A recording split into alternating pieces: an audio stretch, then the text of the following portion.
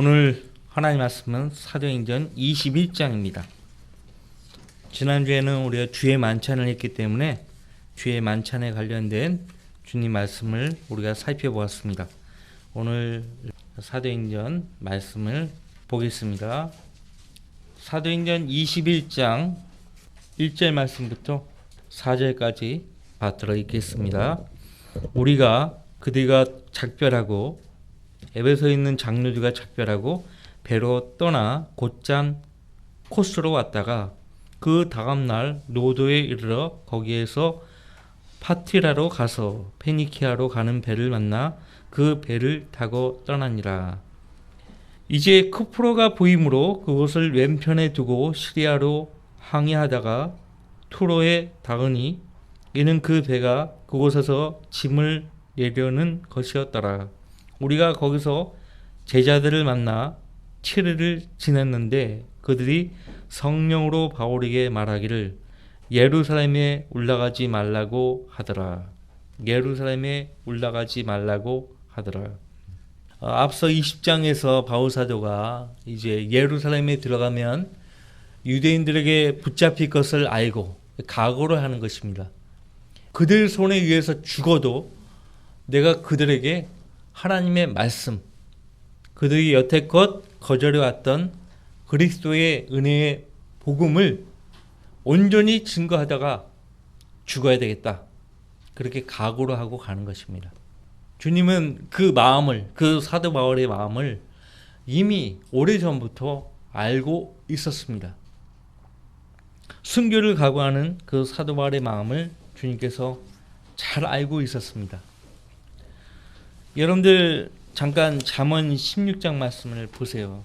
사람이 마음으로 계획할지라도 그 걸음을 인도하시는 분은 하나님이십니다. 16장 9절 말씀을 같이 읽습니다.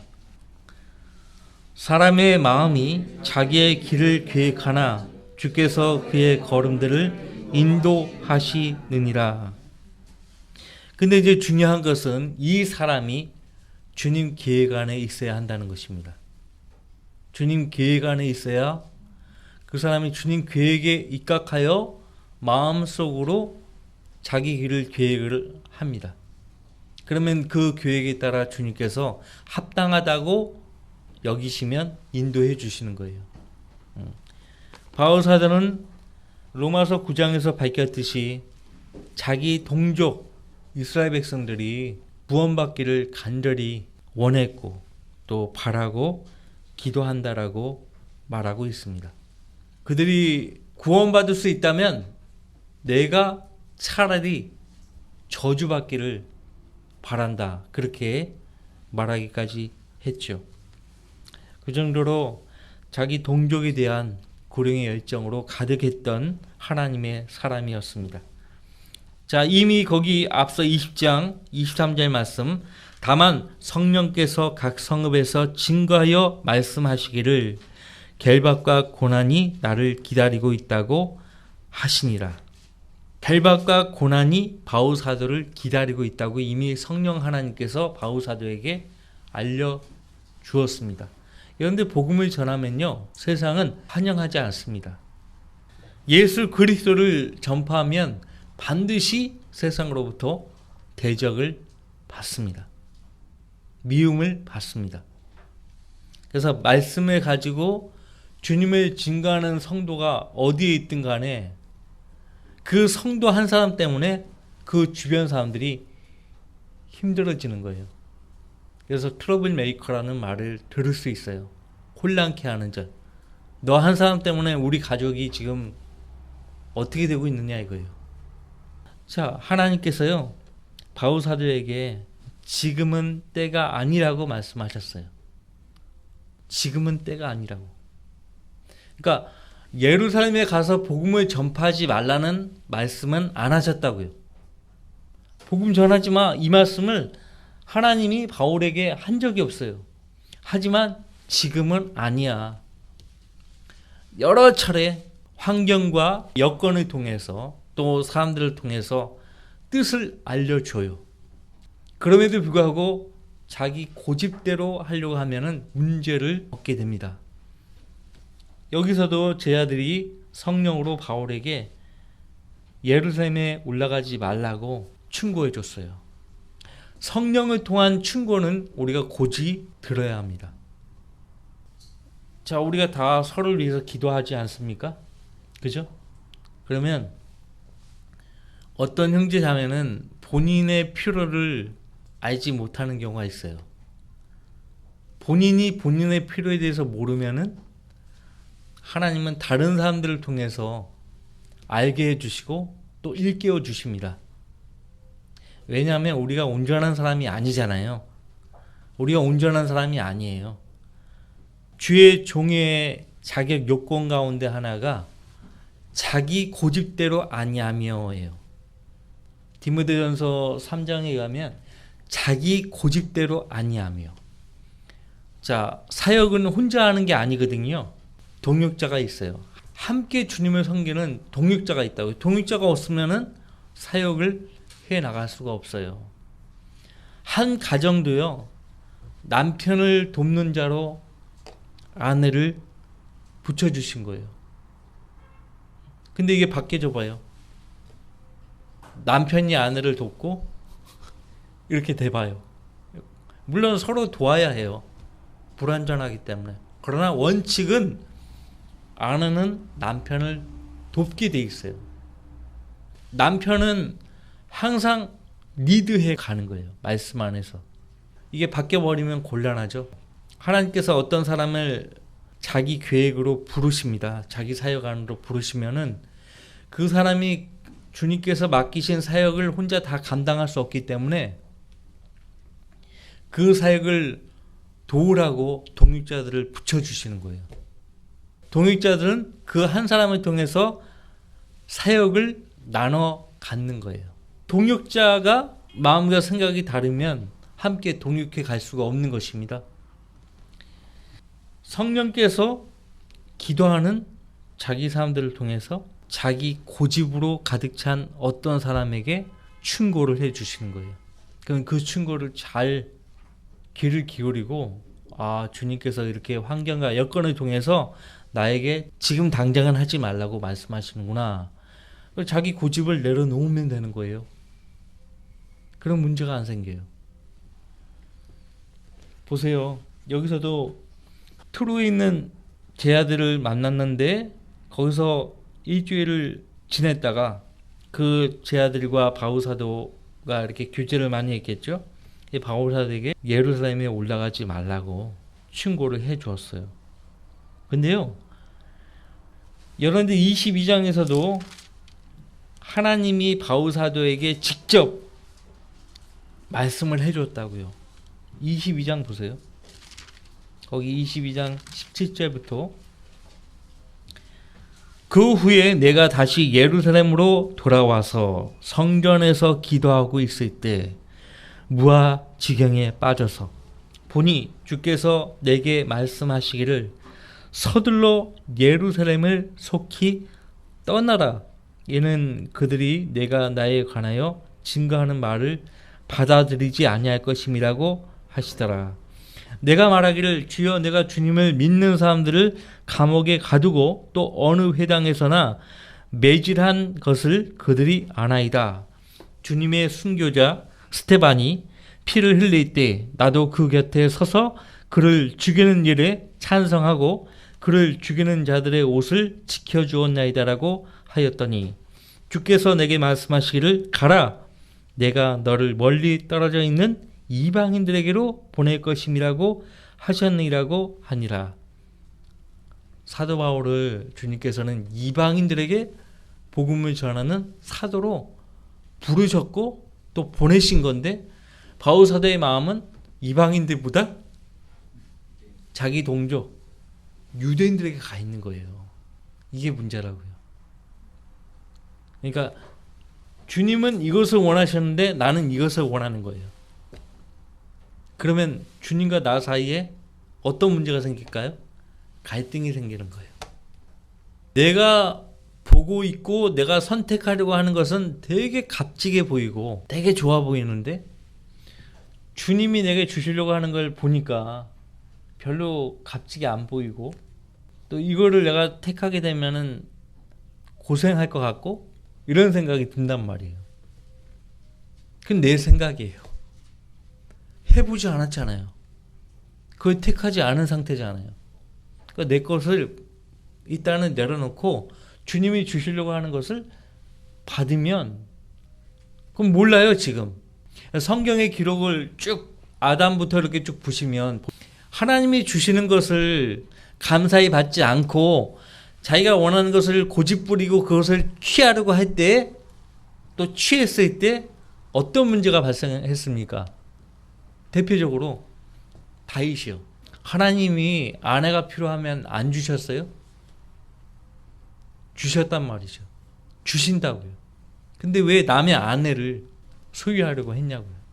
그 우리아의 아내 바세바를 자기 아내로 취하려고 하니까 사람 죽이잖아요. 우리아를 전쟁터에 보내고 간음죄, 살인죄, 거짓 증언 온갖 죄를 연쇄적으로 짓잖아요. 욕심이 잉태하면 죄를 낳습니다. 죄가 장성하면 사망을 낳아요. 죄가 장성한다고요. 종양이 처음부터 큰 거 아니에요. 세포로 시작하는 거예요. 그 세포가 증식이 되어서 종양이 되는 거예요. 보이는 종양. 죄도 마찬가지. 일상적인 삶에서 무의식적으로 수용한 그 죄가요. 나중에는 덩어리가 된다고요. 종창처럼 퍼진다고 했잖아요.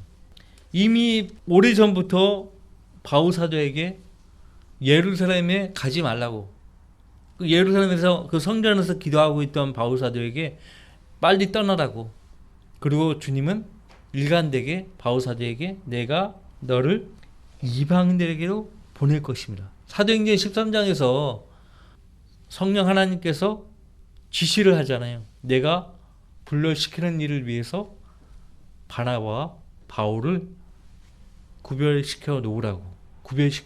그래서 그 명령 받은 그 제자들이 금식하고 기도해서 그들을 떠나 보내잖아요. 다시 21장으로 돌아오시면요. 고집을 부리면 고생을 하게 되는 거예요. 이런 것은 우리의 삶에서 여러 형태로 다가옵니다. 직장을 구한다든지 배우자를 찾을 때든지 고집 부리면 안 돼요. 그리고 귀와 마음을 열고 내가 이러한 상황에서 어떻게 해야 하나님 기쁘시게 할 수 있냐고 주변에 주님과 교제하는 성도들에게 물어보는 거예요. 조언을 얻는 것입니다. 자, 5절 말씀. 그 날들이 끝났을 때 우리가 출발하여 길을 떠나니 그들 모두가 부녀들과 아이들을 데리고 성읍 밖에까지 우리를 따라 나오니라. 그리하여 우리는 바닷가에서 무릎을 꿇고 기도하였더라. 소문이 이 투로 지역까지 퍼진 거예요. 야, 바울 사도가 지금 예루살렘으로 들어가려고 한다. 그러니까 모든 유대인들이 바울을 이 세상에서 살려두어서는 안 되는 그런 존재로 낙인을 찍어버린 상태예요. 바울을 지금 수소문하고 있어요. 지금 어디에 있든지 현상금이 달린 벽보까지 붙여있는 상태였을 거예요. 아마 그런 상황이에요. 근데 이러한 상황에도 불구하고 예루살렘으로 긋고 들어가겠다고 하는 거죠. 부녀들과 아이들까지 바울을 전송합니다. 그 바닷가에서요. 그 모든 성도가 아이들까지요. 사도 바울과 함께 무릎을 꿇고 기도합니다. 마지막 인사를 하고 무릎을 꿇고 기도하는 것이에요. 사람이 이 세상을 떠날 때 이런 여유를 부릴 줄 아는 사람이 불과 얼마나 될까요? 죽음은 순식간에 다가오는 것인데, 그렇죠? 여러분은 이 세상을 언제라도 떠나야 채비를 하며 사십니까? 나는 아직 젊은데. 사람은 언제 어떻게 죽음을 맞이할지 몰라요. 장담하지 못해요. 근데 언제라도 내가 세상을 떠나 주님을 만난다라는 마음가짐을 가지고 사세요. 항상. 오늘 하루가 내 인생에서 마지막일 수 있다라는 그런 마음가짐을 가지고 사십시오.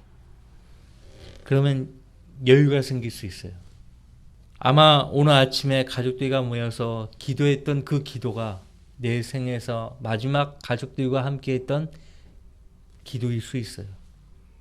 아마 오늘 성도들과 교회에 모여서 주님 앞에 경배를 드렸던 그 경배가 오늘 내 생에서 마지막 경배일 수 있어요. 항상 우리는 세상을 떠나 주님을 맞이할 채비를 하며 살아가야 하는 것입니다. 자, 6절 그리고 나서 우리가 서로 작별한 후 우리는 배에 타고 그들은 다시 집으로 돌아가니라. 우리는 투로에서 시작한 항해를 마치고 프톨레마이에 이르러서 형제들에게 문안하고 그들과 함께 하루를 지내니라.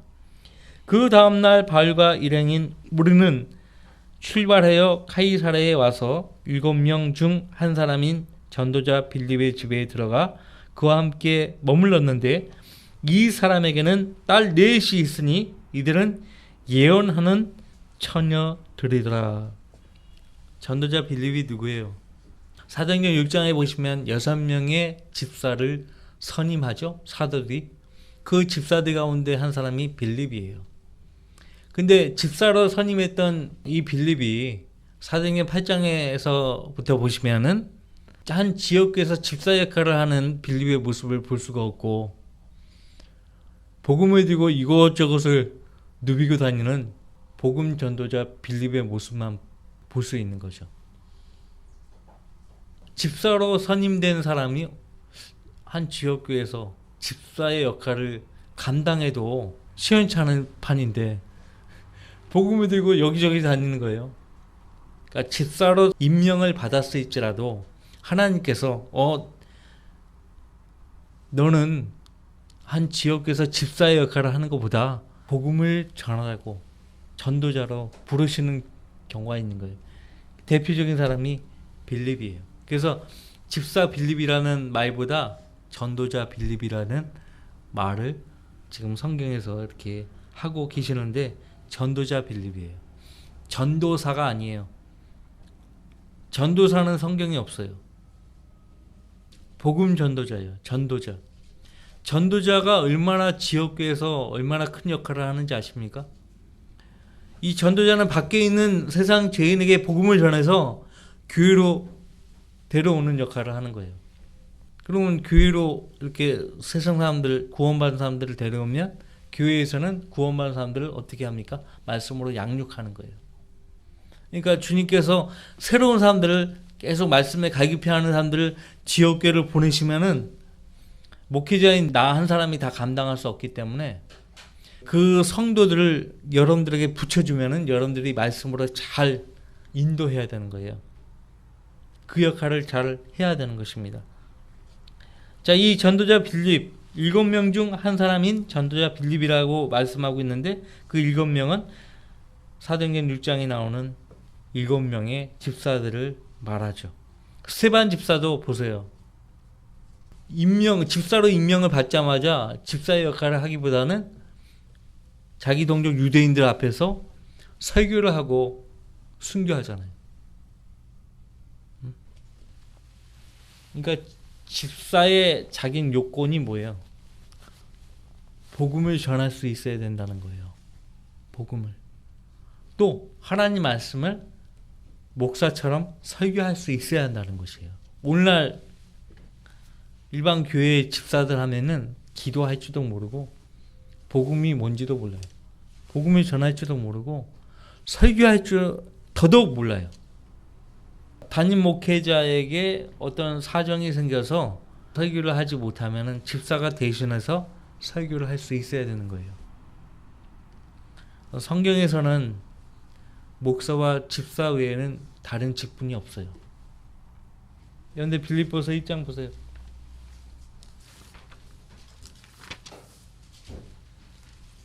빌립보서 1장 지역교회를 구성하는 회원들은 세 부류예요. 1장 2절 예수 그리스도의 종 바울과 디모데는 빌립보에 있는 그리스도 예수 안에 모든 성도들과 성도들이 가장 중요한 부류죠. 성도들을 위해서 이 감독들과 집사들이 있는 거거든요. 감독들과 집사들에게 편지하노니, 지역교회를 구성하는 회원이에요. 성도들, 감독들, 집사들. 이 감독들은 장로라고도 하고 목사라고도 하죠. 예, 목사라고. 목사가 감독을 하는 거예요. 성도들, 하나님의 양무리들을 감독하는 거예요. 흉악한 이리 때들로부터 지키는 거예요. 목사예요. 그리고 그 목사는 영적으로 연장자예요. 나이가 어리든 간에 영적으로 연장자예요. 그래서 장로라고 부릅니다. 보통 장로들은 나이 많은 사람들을 장로라고 하는데 항상 육신보다는 영이 항상 앞서는 거예요. 영적으로 연장자예요. 영적으로 성장한 사람이 성도들을 말씀으로 인도할 수 있는 거예요. 나이와 상관없어요. 이 전도자 빌립에게는 4명의 처녀, 딸이 있는데 이 처녀들, 이 딸 넷이 다 예언을 했다라고 말씀하고 있습니다. 예언이요. 내가 볼 때는 지역교회에서 예언을 하지 않았을 거예요. 지역교회. 당시 교회 안에서 자매들이 형제들 앞에서 가르치는 것이나 권위를 행사하는 것은 허용이 안 됐거든요. 여러분들 잠깐 그 고린도전서 11장 말씀 보세요. 고린도전서 11장.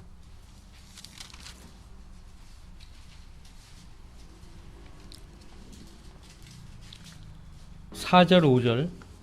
남자가 누구라도 머리에 무엇을 쓰고 기도하거나 예언하면 그의 머리를 수치스럽게 하는 것이라. 교회 안에서 남자가 모자를 쓴다든지 한 상태에서 기도하거나 예언을 하게 되면 그의 머리, 남자의 머리는 앞에 3절 말씀에 그리스도시라고 그렇게 말씀하고 있고, 그리스도의 머리는 하나님이시라고.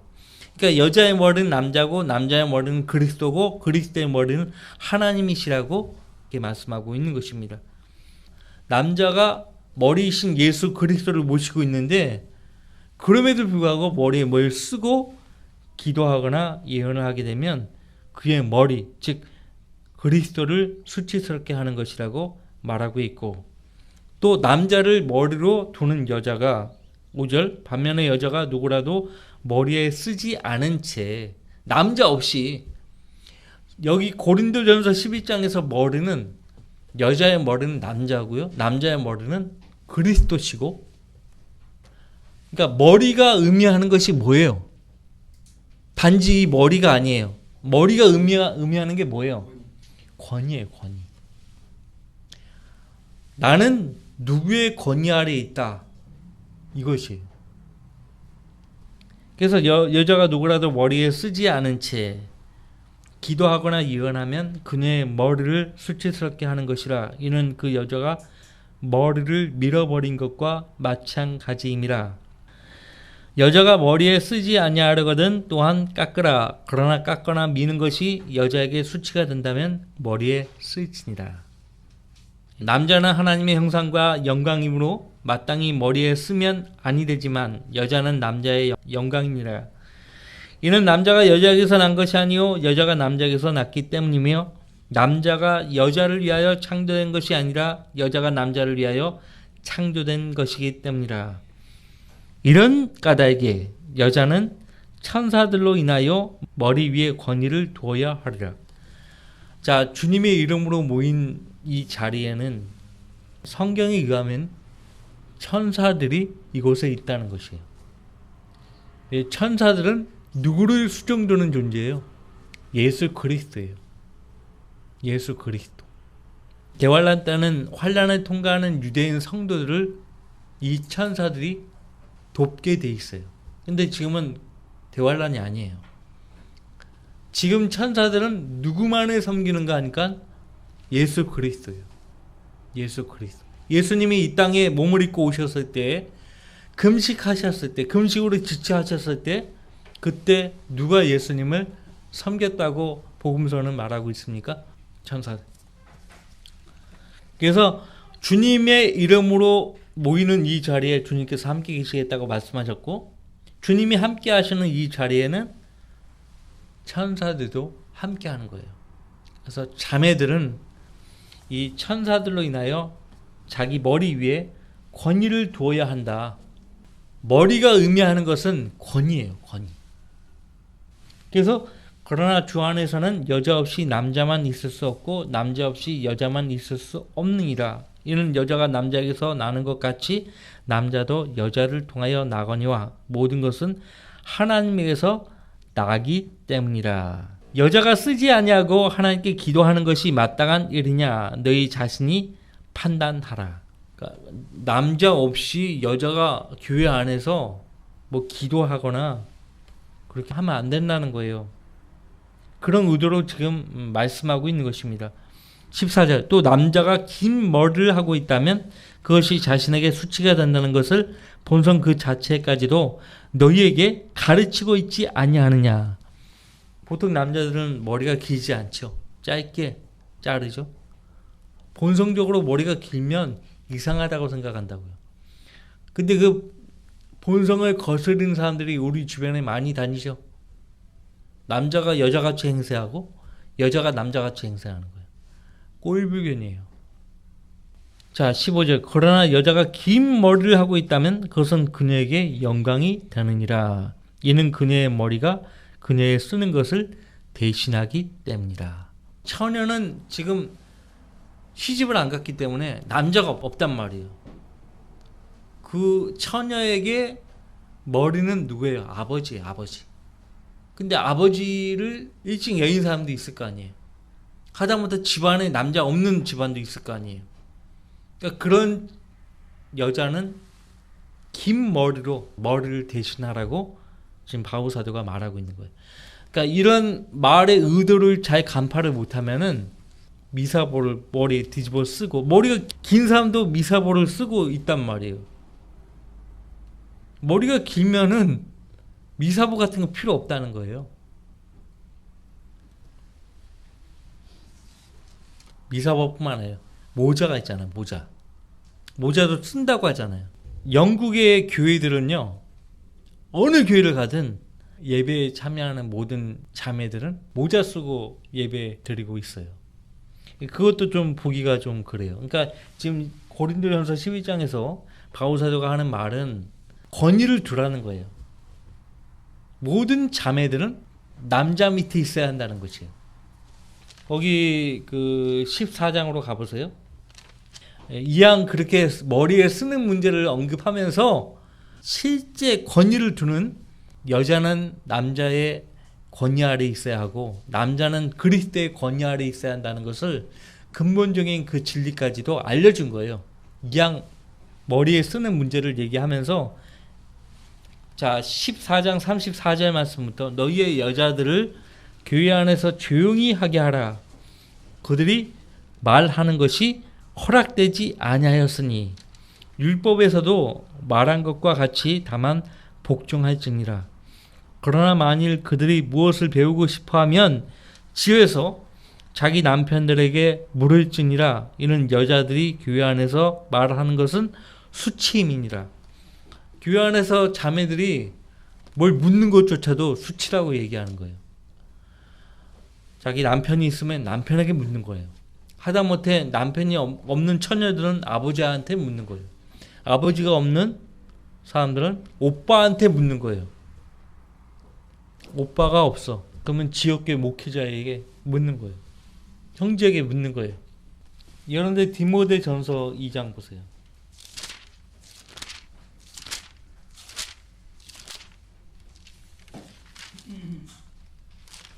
디모데전서 2장 11절부터 13절 여자는 온전히 순종함으로 조용히 배우게 하라. 나는 여자가 가르치는 것이나 남자에게 권위를 행사하는 것을 허락치 아니하노니 다만 조용할지니라. 여자 목사는 있을 수가 없어요. 감독은 한 아내의 남편이어야 한다라고 말씀하고 있어요. 한 아내의 남편이어야 한다. 여자가 가르치는 것이나 남자에게 권위를 행사하는 것을 허락치 아니하노니 다만 조용하지니라고 권면하고 있습니다. 이는 아담이 먼저 지음을 받았고 그 후에 이브이며 또 아담이 속은 것이 아니라 여자가 속아 범죄하였습니다.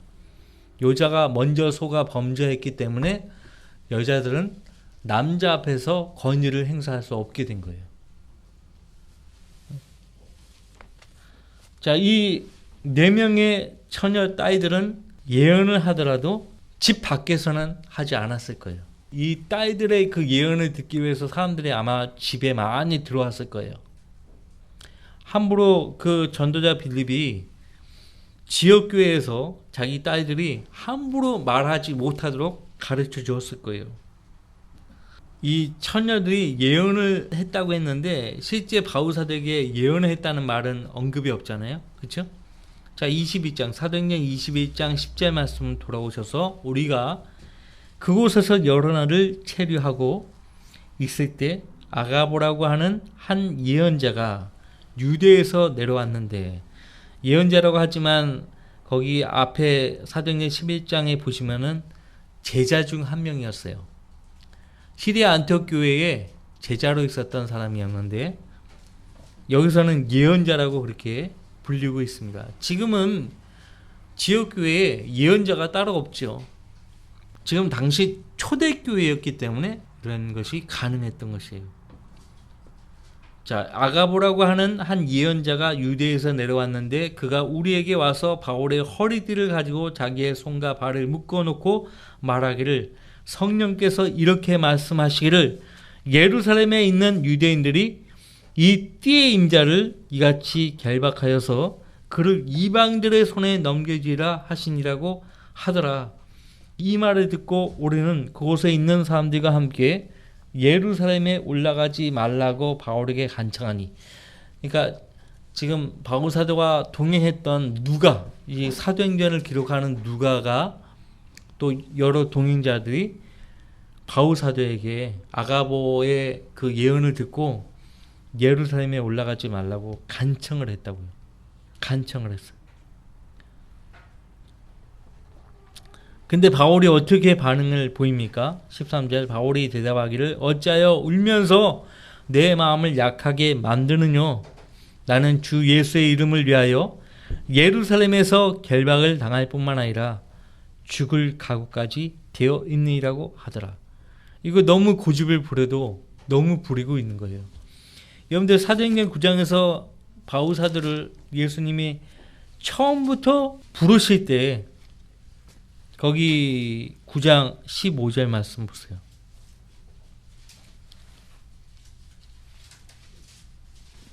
이스라엘 자손들 그들을 위해서만 부르신 것이 아니었거든요. 15절 그러나 주께서 그에게 말씀하시기를 내 길을 가라. 이는 그가 이방인들과 왕들과 지금 왕들을 많이 못 만났어요. 또 이스라엘 자손들 앞에서 내 이름을 증거하기 위하여 내가 선택한 그릇입니다. 가는 곳곳마다 이방인들에게 복음을 전파하다 보면 우리가 앞에서 살펴봤잖아요. 유대인들을 만나는 거예요. 로마 제국에 흩어져 사는 유대인들을 만나게 돼 있단 말이에요.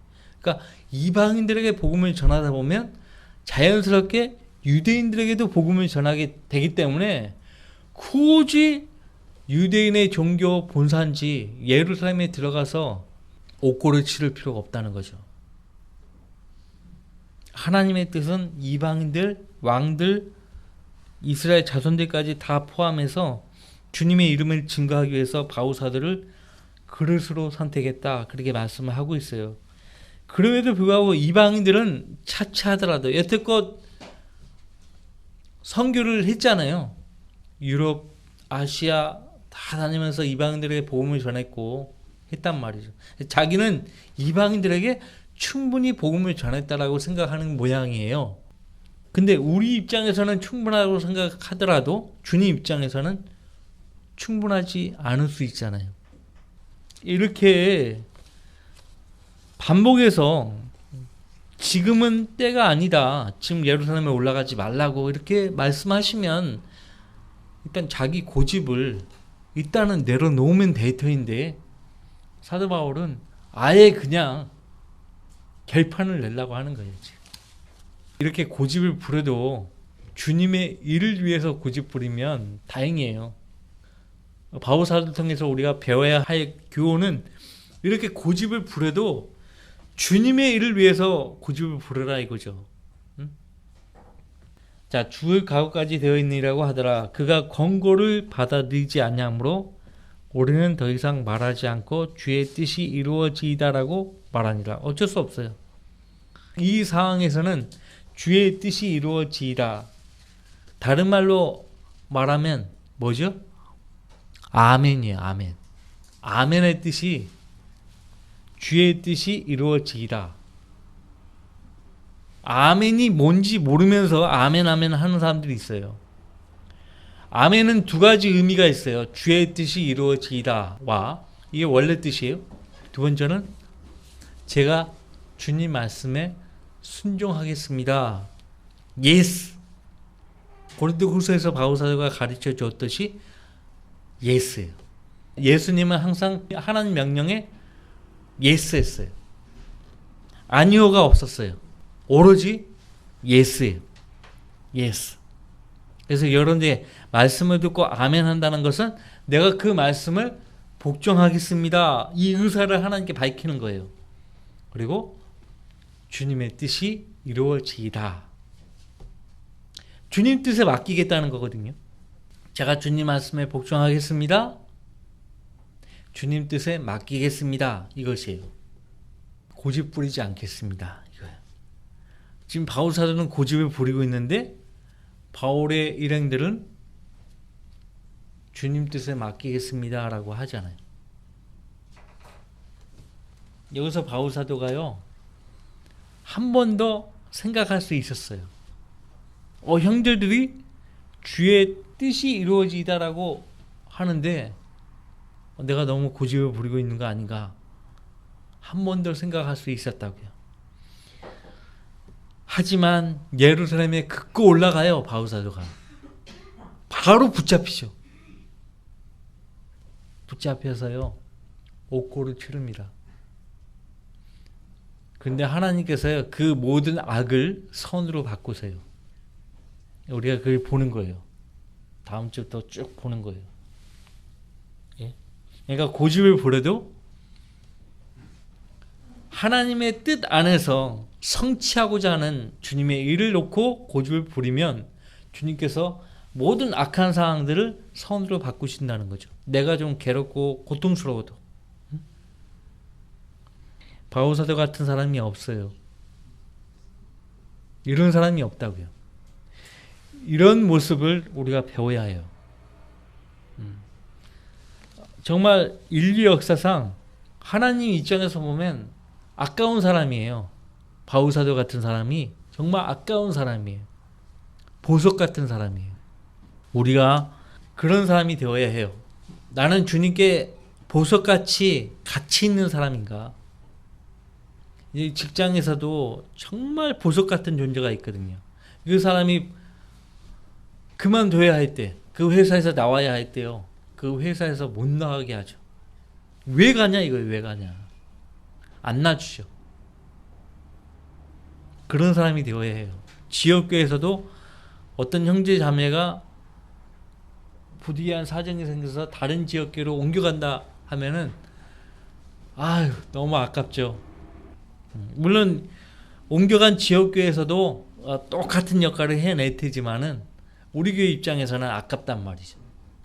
이런 각오를 바울 사도가 어디에서 배웠을까요? 누구한테 배웠을 거라고 생각하세요? 바울 사도가 고린도전서 11장 2절 말씀에서 내가 그리스도를 따르는 것처럼 너희도 나를 따라오라고 했죠. 예수 그리스도예요. 무엇보다 예수 그리스도예요. 누가복음 9장을 읽고 마치겠습니다. 누가복음 9장입니다. 51절 말씀 보세요. 누가복음 9장 51절 같이 읽습니다. 주께서는 하늘로 들리움을 받으실 때가 오자 예루살렘으로 가시려고 확고하게 정하시더라. 뭘 정하신 거예요? 마음을 정하신 거예요. 마음을 정하다. 이 결심이거든요. 다른 말로 하면 각오예요. 사생개딴한다 이 말이잖아요. 그죠? 손에 쟁기를 잡았으면은 뒤를 돌아보면 안 되는 거예요. 그럼 주님의 나라에 합당치 않은 거예요. 바울 사도는 예수님을 따른 거예요. 예수님에게서 그 각오를 배운 겁니다.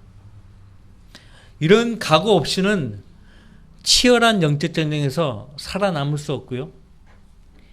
믿음의 선한 싸움을 싸울 수 없어요. 달려갈 길을 마칠 수 없어요. 앞서간 모든 믿음의 선배들이 이 바울 사도의 그 본을, 믿음의 본을 따른 겁니다. 지금 보세요. 어느 교회를 가나 바울 사도와 같은 목회자 볼 수 없고 바울 사도와 같은 신실한 성도를 볼 수가 없어요. 다 믿음을 장식품으로 여기죠. 장식품. 성경적 믿음을 어떻게 장식품에 비유할 수 있을까요? 주님이 여러분들을 보시는 거예요. 내가 지금 생활이 공고할지라도 내가 주님께 마음을 두고 믿음을 두고 행한다면 주님께서 내 모든 사정을 아시기 때문에 나의 삶을 도우시고 나를 인도해 주신다. 이런 자세를 가지고 주님을 섬기시기 바랍니다. 다 같이 기도합시다.